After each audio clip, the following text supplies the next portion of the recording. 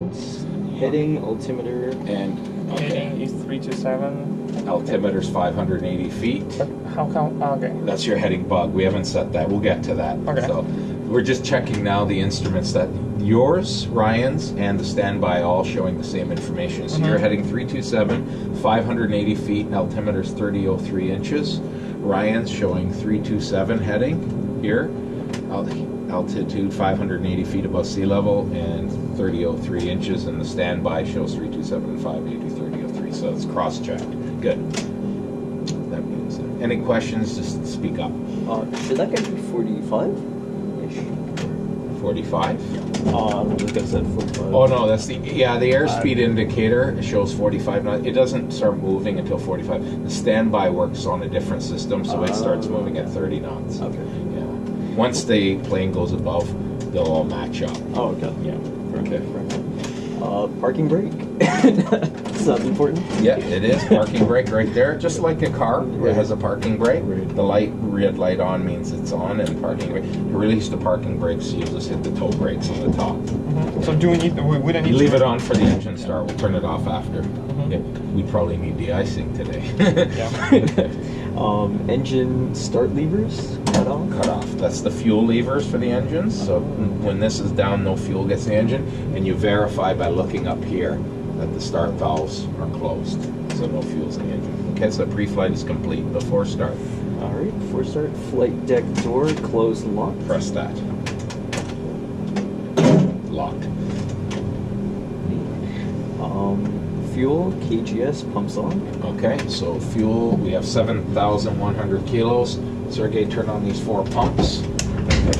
All the lights have to go out, the pressure lights. And I just realized they would do something here. Okay. What's next? And next. Passenger signs on. Okay, so no smoking goes on, stays on. And, yeah, good. All right. Doors and windows closed and locked. Yep, you just verify with the handle there that the right there, yeah, that's locked. Just push it that way, push it in, yeah, yours too, good. You don't want the door opening and window opening in flight. MCP V2. Okay, now is where we set the V2. Ryan, you're going to do it because he's the flying pilot right now. So V2, it's 146. Just you turn it up to 146. Heading is 327, runway heading. So go left is faster here. And you can see as you're turning it, the heading bug is moving. And heading altitude 5,000 feet. Other way. Oh, too fast. 5,000. Good. And what we can do too, we're landing on runway 24 right, so let's set the course to 237. And yours, let's set this to 237 as well.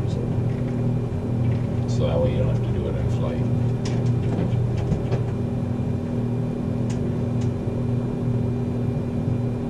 Good.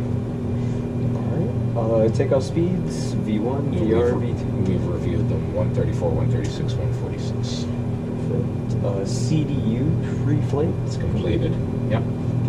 Rudder aileron. Aileron trim. Oh, You look here on this lower ICAS, rudder trim is at 0, aileron trim at 0, and that's what it should be. Okay, you can adjust them here too. Okay. Taxi and takeoff briefing. Okay, well, there's no taxi briefing because we're on the runway. Takeoff briefing, Sergey's doing the first takeoff. So, Sergey, you just steer with your feet down the runway. One thing you want to do, winds are 220 at 9, so the winds are coming from left to right. So you can turn this up to about 5 degrees. So just hold that slightly like that during the roll, and that way you don't have to use as much rudder. So what you're going to do is your feet will be on the rudders. You're going to push the throttles up manually, set about 70% N1 on the upper ICAS. Right there, so as you push it up, you'll see a trend indicator. It's not going to work until they have the engines running. And once the engine's stabilized, you hit the toga switch, which is right here on the top. You just click it on your side once, and the auto throttles will engage. They'll move up by themselves. And these buttons, the autopilot disconnect? Not autopilot. Auto throttle. Correct. Yeah. Autopilot disconnect is this button here, and on Brian's side it's that button. Oh, neat. Okay, so yes, this is auto throttle disconnect. You can also disconnect it manually just by flipping it that way, but it's easier this way. You put your hand on throttle. If you want auto throttle off, click it once, and then the second time cancels the warning that the auto throttle is disconnected, and then you have manual control of the throttles. So then you're gonna, the auto throttles, when you engage them, they'll move by themselves to the takeoff power setting we've got. You're gonna just rest your hand lightly over it until Ryan calls V1. When he says V1, your hand has to come off the throttles, both hands on the yoke. Right. And then rotate, and then he'll say rotate, and then you're gonna rotate. When you rotate this aircraft, you have to give the 37 has to have a fair bit of pull to unstick to rotate. But as soon as that nose comes up, release the back pressure to more or less neutral, and then fly your flight director just like you do at home. Okay. All right. All right. Anti-collision light on. There. Turn that on. And when you do that, the doors are going to start closing. So next. Before taxi. Oh yeah. So before taxi, Oh. we're going to do after we start the engine. Okay. So the before start checklist is completed. We hold there. So what you're going to do, Ryan, is open the APU bleed. Open the isolation valve. Packs to auto. And this one too. You can hear the air conditioning come on, so we know that there's air in the thing in the system because you can hear it flowing. So now we're going to turn the packs back off because we need power, high pressure air from the APU to spin up the engine. Let's turn on the hydraulic pumps now, all 4 of them. And I'm just going to, we have to start the APU actually, because we can't start the engines without. So Sergey, the APU start switch, you're going to pull it out and hold it down to start. So pinch it, pull it out, and hold it down and start for a second and release. Good. You can snap it out, yeah.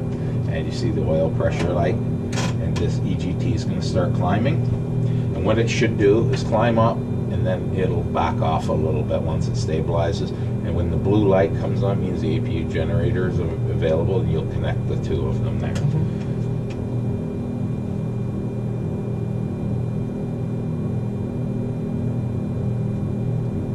Usually we have the APU running at the gate before we start all this setup and stuff. So it's so nice, the EGT is just backing off a bit, and there you go, it's available. So connect the APU generator, Sergey. Okay, so now the APU is providing electrical power.